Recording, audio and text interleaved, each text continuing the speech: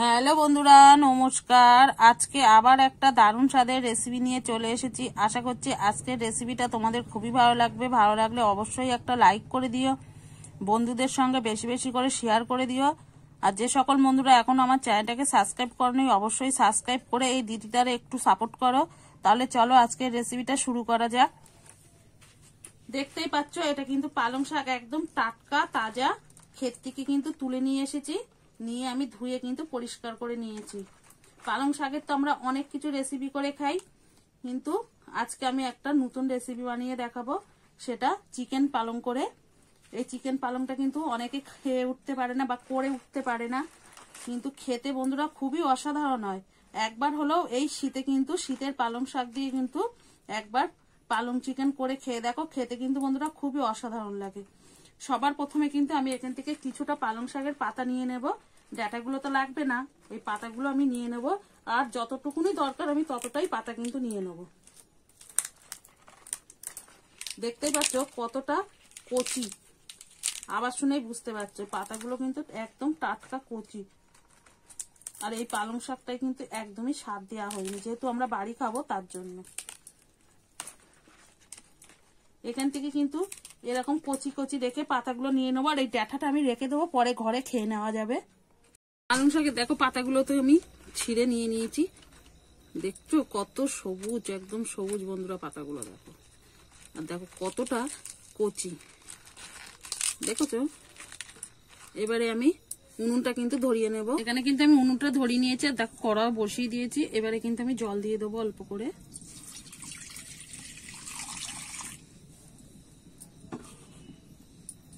জলটা আমি একটু গরম করে নেব। জলটা কিন্তু আমার গরম হয়ে গেছে দেখো। এবারে কিন্তু পালং পাতাগুলো দিয়ে দেবো, দিয়ে আমি একটু নেড়ে চেড়ে কিন্তু ভাপিয়ে নেব। খুব বেশি ভাপাবো না, একটু পাতাটা নরম হয়ে গেলেই কিন্তু আমি নামিয়ে নেব। পাতাগুলো কিন্তু আমার ভাপানো হয়ে গেছে, এবারে নামিয়ে নেব। দেখতেই পাচ্ছ এরকম কিন্তু ভাপিয়ে নিতে হবে। কড়াইতে আমি এবার তেলটা দিয়ে দেব।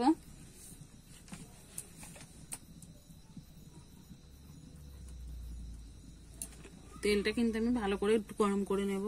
তেলটা কিন্তু আমার গরম হয়ে গেছে। এখানে দেখো গোটা জিরে আর একটা শুকনো লঙ্কা আমি ফোড়নে দিয়ে দেবো। ফোড়নটা আমি একটু নেড়ে চেড়ে নেব।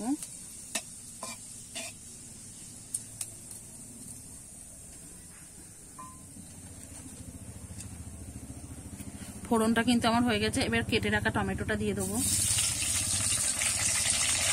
দিয়ে আমি একটু নেড়ে চেড়ে নেবো।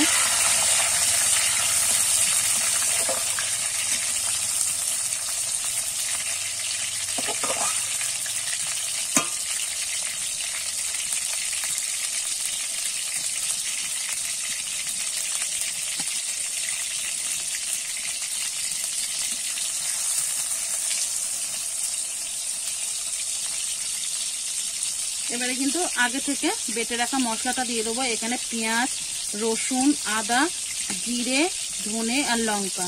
আমি কিন্তু আজকে সব বাটা মশলা দিয়েই করব, কোনো গুঁড়ো মশলা দেবো না। মশলাটা আমি এবার দিয়ে দেবো। একটু এবার নেড়ে চেড়ে কষিয়ে নেব যতক্ষণ না কাঁচা গন্ধটা যায়।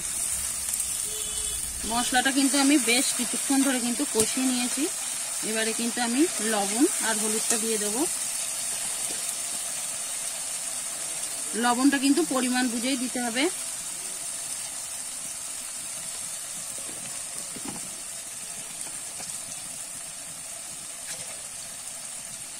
আর হলুদটাও আমি কিন্তু হাফ চামচ দিয়ে দিলাম।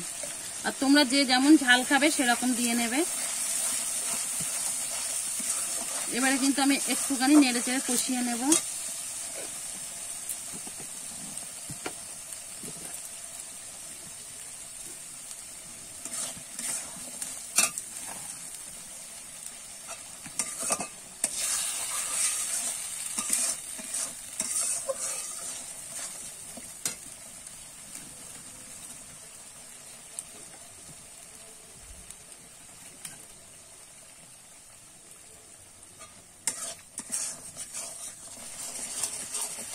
আমি কিন্তু ভালো করে মশলাটা কষিয়ে নিয়েছি, আর ওপর থেকে কিন্তু দেখো তেল ছেড়ে দিচ্ছে, দেখতে পাচ্ছ। মশলাটা কিন্তু বন্ধুরা খুবই সুন্দরভাবে কষিয়ে নিয়েছি।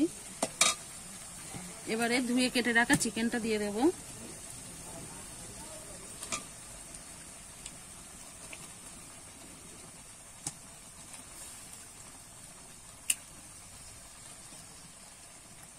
এবার ভালো করে কিন্তু আমি চিকেনটা কষিয়ে নেব।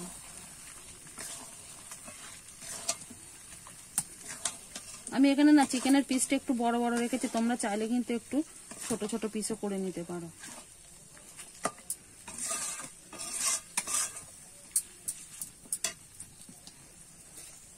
এইদিকে যারা চিকেনটা কষানো হবে তার মধ্যে কিন্তু আমি পালং শাকটা আমি কিন্তু ঠান্ডা হয়ে গেছে বেটে নেব।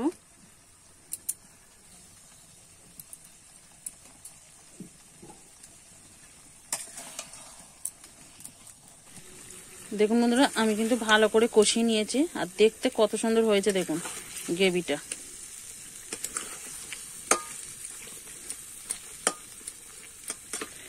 আর আমি যে পালং শাকটা পেস্ট করে নিয়ে এসেছি সেটাই কিন্তু এবার দিয়ে দেব।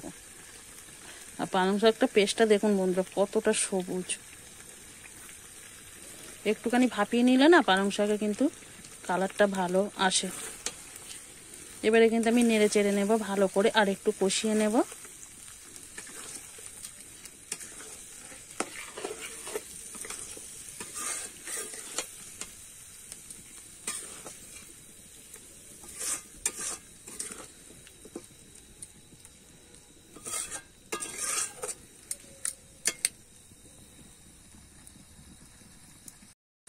দেখুন বন্ধুরা, আমার কিন্তু পালং চিকেনটা একদম রেডি হয়ে গেছে। আর কিন্তু এখানে আমি জাল দেব না, আমি কিন্তু একদম জালটা কমে রেখেছি। এবার একটু আমি কিন্তু গরম মশলা গুঁড়ো দিয়ে দেবো। তোমরা চাইলে কিন্তু এখানে ধনেপাতাও দিতে পারো, আমি এখানে ধনেপাতাটা দিলাম না, আমি এখানে গরম মশলাটা দিলাম। তাহলে এবার একটু আমি নেড়ে চেড়ে নেব।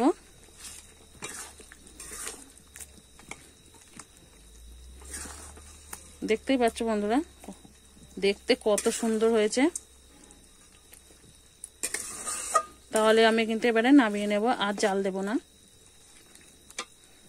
দেখুন বন্ধুরা, এখানে কিন্তু পালং চিকেনটা নামিয়ে নিয়েছি, পরিবেশন করার জন্য একদম রেডি। একবার হলেও এই শীতে বানিয়ে খেয়ে দেখতে পারো, খেতে কিন্তু খুবই অসাধারণ হয়।